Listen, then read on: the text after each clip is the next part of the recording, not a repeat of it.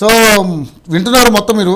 So కవిత bail విషయం కావచ్చు, రేవంత్ రెడ్డి గారు విదేశీ పర్యటన కావచ్చు, సో కేజ్రీవాల్ ఇంకా ఎన్ని రోజులు కేజ్రీవాల్ గారిని అలా ఇబ్బంది పెడతారు అనేది అన్ని పార్టీల నుంచి మీకు వస్తున్నటువంటి ఒక విమర్శ. ఎందుకంటే ఇది కేవలం కక్షపూరిత రాజకీయాల ద్వారా చేస్తున్నటువంటి అంశంగా పరిగణిస్తూ ఉన్నారు. కేజ్రీవాల్ పరిస్థితి ఈరోజు ఆయన ఆక్సిజన్ లెవెల్స్ కూడా పడిపోతున్నాయంట, వాళ్ళకి తనకి సరైన అంటే ఆరోగ్యపరమైనటువంటి ఇబ్బందులు కొన్ని ఉన్నప్పటికీ కూడా బెయిల్ రద్దు అవుతూ వస్తుంది. దీని వెనకాల బీజేపీ హస్తం ఉందని చెప్పేసి ప్రతి పార్టీ కూడా విమర్శిస్తున్నాయి. ఆల్ పార్టీస్ కూడా మన ధర్నా కూడా చేశారు, దానికి సంబంధించిన అందరూ కూడా సపోర్ట్ చేశారు. సో ఏంటి మీరు ఏం చెప్పాలనుకుంటున్నారు? ముందుగా మీకు అలాగే యోయోటి ప్రేక్షకులకి ప్యానెల్ ఉన్న పెద్దలకి నమస్కారం. ఇప్పుడు పార్టీలో ఏ విధంగా ఎట్లా అయినా కూడా డిఫెండ్ చేసుకుంటాయి. తప్పు చేసిన వాళ్ళు కూడా డిఫెండ్ చేసుకునే అధికారం వాళ్ళకే ఉంటుంది. ఎందుకంటే ఇప్పుడు కవిత అరెస్ట్ అయ్యి 4 నెలల నుంచి జైల్లో ఉంది అంటే బెయిల్ రాకపోవడానికి కారణం ఎవరండి? ఆమెనేనా? లేకపోతే ఇంకెవరు? కేసీఆర్ లేకపోతే కేటీఆర్ హరీష్ రావా? ఎందుకు ఢిల్లీకి తిరుగుతా ఉన్నారు? ఇప్పుడు తప్పు చేస్తే తప్పు జరిగినప్పుడు డెఫినెట్ గా కోర్టులు శిక్షిస్తాయి కదా. కోర్టులు ఉన్నాయి, జడ్జీలు ఉన్నాయి, వాళ్ళని ఎవరు మ్యానిపులేట్ చేద్దామని పోతున్నారా వీళ్ళు? లేకపోతే తప్పు చేసినప్పుడే కదా జైలు పెట్టేది. అది ఒప్పుకోకుండా దాన్ని మ్యానిపులేట్ చేయాలని లేకపోతే ఢిల్లీ ఎందుకు పోతున్నారు? లేకపోతే జడ్జీలతో మాట్లాడుకోవడానికి పోతున్నారా వీళ్ళు? ఇదంతా కూడా తప్పుగా మాట్లాడద్దు. ఎప్పుడు కూడా భారతీయ జనతా పార్టీకి సంబంధం ఏంటి నాకు అర్థం కాదు. భారతీయ జనతా పార్టీ దీనికి సంబంధం ఏంటండి? అది కోర్టులో ఉంది. కోర్టులో వాళ్ళు ఏదైతే అభియోగం ఉందో లేకపోతే అది ఉంటేనే కదా డెఫినెట్ గా వాళ్ళు శిక్షించేది, జైల్లో పెట్టేది కూడా. సో ఇదంతా కూడా ఏంటంటే దుర్మార్గమైన ఆలోచన తప్ప ఎట్టి పరిస్థితుల్లో భారతీయ జనతా పార్టీ దీనికి సంబంధం లేదు. కేజ్రీవాల్ తప్పు చేసినా, కవిత తప్పు చేసినా, ఎవరు తప్పు చేసినా జైలుకి వెళ్ళాల్సిందే, తప్పదు. ఎండ్ ఆఫ్ ద డే ఎన్ని రోజులైనా ఎంజాయ్ చేస్తారండి తప్పులు చేసి.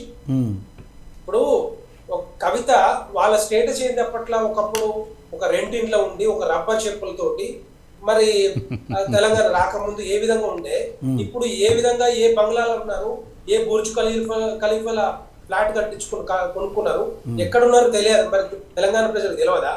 ఇవన్నీ కూడా తెలంగాణ ప్రజలకు తెలుసు కాబట్టే ఆమెను తెలంగాణ ప్రజలకు పెట్టారు కవితని జైల్లో పెట్టాలంటే చెప్పాలంటే. కేసీఆర్ నేమో ఫామ్ హౌస్ లో బందీ చేశారు, కవితనేమో అక్కడ మన జైల్లో బందీ చేశారు. ఇదంతా కూడా తెలంగాణ ప్రజలు ప్రతిదీ కూడా గమనిస్తా ఉన్నారు. అందుకే మన అసెంబ్లీ ఎన్నికల్లో కానీ పార్లమెంట్ ఎన్నికల్లో కానీ కేసీఆర్ చేసిన దుర్మార్గమైన పాలన, దురదృష్టవశాత్తు ఆయన మనకి సీఎం అయ్యిండు, చీఫ్ మినిస్టర్ ఉండే. అది ఎవరినో మరి ఎస్సీని ముఖ్యమంత్రి చేస్తా అని చెప్పి ఆయన అయ్యిండు. ఎవరి కోసం అయ్యిండు? ఆయన కుటుంబాని కోసం, ఆయన అల్లుడి కోసం, బిడ్డ కోసం, కొడుకు కోసం రాజకీయ ఉద్యోగాలు ఇవ్వడానికి అయ్యిండు ఏదే ముఖ్యమంత్రిగా.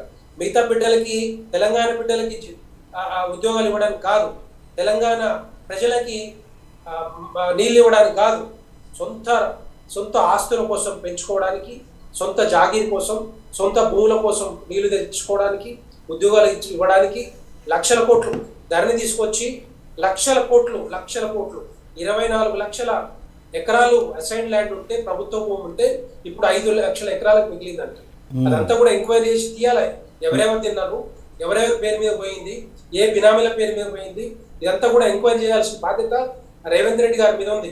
లేదు భారతీయ జనతా పార్టీ వచ్చినా, భారతీయ జనతా పార్టీ కాంగ్రెస్ పార్టీ తీసుకోకపోయినా కూడా డెఫినెట్ గా ఇనిషియేటివ్ తీసుకుంటది.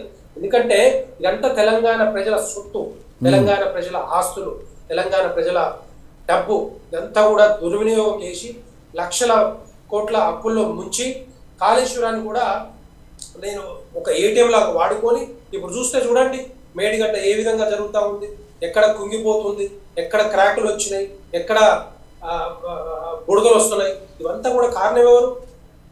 ఆలోచన లేకనా, అర్థం కాకనా, తెలంగాణ ప్రజలు తప్పుదో పట్టించుకోవడానిక? ఇదంతా కూడా దుర్మార్గమైన పాలన, దుర్భేద్యమైన తెలంగాణ ప్రజల బిడ్డల జీవితాలని ఏనాడు కూడా బాగు చేయలేదు. వాళ్ళు మాత్రమే బాగుపడ్డారు. ఇప్పుడు చెప్తున్నారు సోదరులు 4 లక్షల కోట్లు ఏమన్నారు? 4 లక్షల కోట్లు పెట్టుబడి ఎక్కడ చెప్పండి, ఎక్కడ పెట్టారు తీసుకొచ్చి? ఎవరికి ఇచ్చారు అంటే ఎక్కడ కమర్షియల్ స్పేసెస్ లో ఎక్కడ పెట్టుకొని కొనుక్కున్నారా, ఎవరైనా కంపెనీ వాడు ఇచ్చిర్రా, ఇవన్నీ కూడా బయటపడతాయి. కొన్ని రోజులు ఆగితే ఇవంతా కూడా బయటకు తీయాల్సిన బాధ్యత ఇప్పుడు రేవంత్ రెడ్డి గారు మనటి వరకు అన్నారు కదా, ఇప్పుడు తీయాల్సిన బాధ్యత ఆయన మీదనే ఉంటుంది. సో ఇలాగా ఎప్పుడు కూడా తెలంగాణ మొత్తం కూడా 10 సంవత్సరాల కాలంలో తెలంగాణ నిండా ముంచింది కేసీఆర్. ఏ మాత్రం కూడా తెలంగాణ బిడ్డల జీవితాలు బాగుపడలే. 35 లక్షల నిరుద్యోగులు అట్లాగే ఉన్నారు. 35 లక్షల నిరుద్యోగులకు నిరుద్యోగ వృత్తి ఇవ్వలేదు. సో ఏ విధంగా ఇప్పుడు చెప్పాలంటే ఇంకో మాట చెప్పాలంటే తెలంగాణ రాకముందు 14,000 కోట్ల ఆదాయం ఉంటే దగ్గర దగ్గర దాని 40,000 కోట్ల ఆదాయానికి మద్యమే తీసుకుపోయారు. ప్రతి ఊర్లో మద్యం దుకాణాలు ఎక్కడ పడితే అక్కడ తెరిచి మన యూత్ ను కూడా బానిస చేసింది ఈ తెలంగాణ ఈ కేసీఆర్ ప్రభుత్వం. ఇవన్నీ కూడా ఇప్పుడు కూడా దాన్ని ఎట్టి పరిస్థితుల్లో బెల్ట్ షాప్ గా రద్దు చేసి వీళ్ళందరూ కూడా బాగుపడి. ఎందుకంటే ఒకటి చెప్పాలనుకుంటున్నారు, ఈ మద్యం తాగడం వల్ల, ఈ చీప్ లిక్కర్ తాగడం వల్ల వాళ్ళ జీవితాలు చెడిపోవడం కాకుండా కిడ్నీస్ కానీ లివర్ కానీ వాళ్ళతో పాటుగా వాళ్ళ ఫ్యామిలీ మెంబర్స్ కూడా వాళ్ళకి ఏం లేకుండా మద్యానికి ఖర్చు పెడతా ఉన్నారు. పిల్లల్ని కూడా చదువుకొని లేని పరిస్థితి వచ్చిందంటే, చదివించలేని పరిస్థితి వచ్చిందంటే ఇదంతా కూడా మద్యాన్ని ఏరులై బారి తెలంగాణ మొత్తం కూడా మద్యంతో నింపి ఈ విధంగా దాని మీద డబ్బు సంపాదించి తెలంగాణ బాగుపరుస్తారా? ఇప్పుడు కూడా రేవంత్ రెడ్డి గారు కూడా దీన్ని సీరియస్ తీసుకోవాలి. బెల్ట్ షాపులు ఎక్కడైతే ఉన్నాయో అవన్నీ రద్దు చేస్తా అని చెప్పారు. రద్దు చేయాలి. మద్యం మీద ఆదాయాన్ని పెంచకుండా ఇతర వనరుల మీద, రిసోర్సెస్ మీద ఆదాయాన్ని పెంచి తెలంగాణ బిడ్డల్ని, తెలంగాణ ప్రజల్ని బాగుపరచాలి. ఏవైతే 6 గ్యారెంటీలు ఇచ్చారో ఆ 6 గ్యారెంటీలలో 13 అంశాలు ఉంటాయి, 5 అంశాలు టచ్ చేశారు. మిగతా 8 అంశాలు కూడా బేషరతుగా వాటిని మొత్తం కూడా అమలు చేయాల్సిన బాధ్యత ఇప్పుడు కాంగ్రెస్ ప్రభుత్వం మీద, రేవంత్ రెడ్డి గారి మీద ఉంది. ఇవన్నీ చేస్తేనే తెలంగాణ ప్రజలు రేపొద్దున మిమ్మల్ని అంటే కాంగ్రెస్ ప్రభుత్వాన్ని మెచ్చుకుంటారు. లేదు అంటే మొన్న జరిగిన ఎన్నికల్లో ఏ విధంగా మరి 14 సీట్లు అనుకున్నారో 8 సీట్లు వచ్చినాయో అవి కూడా రావు. ఇప్పటికే తెలంగాణ ప్రజలకు కాంగ్రెస్ ప్రభుత్వం మీద, కాంగ్రెస్ పార్టీ మీద కొంత వ్యతిరేకత వచ్చింది. అది క్లియర్ గమనిస్తా ఉన్నాం. ఇదంతా కూడా రేపు పొద్దున ఇప్పుడు ఈ రోజు అమెరికా పోయినా కూడా 1,000 కోట్ల అప్పులు మరి ఇన్వెస్ట్మెంట్స్ తెస్తా ఉన్నారు. తెస్తే మంచిదే, తెచ్చి తెలంగాణ బిడ్డలకి మంచి జీవితాలను బాగుపరిస్తే మంచిదే, తెలంగాణ బిడ్డలకి ఉద్యోగాలు వస్తే మంచిదే. అవన్నీ కూడా తేవాల్సిన బాధ్యత కూడా. ఎందుకంటే ఇప్పుడు తెలంగాణ రేవంత్ రెడ్డి గారు గెలిచినా, కాంగ్రెస్ పార్టీ గెలిచినా, కాంగ్రెస్ ప్రభుత్వం వచ్చినా ఇద్దరు కారణం దానికి. ఒకటి రైతులు, 2 నిరుద్యోగులు.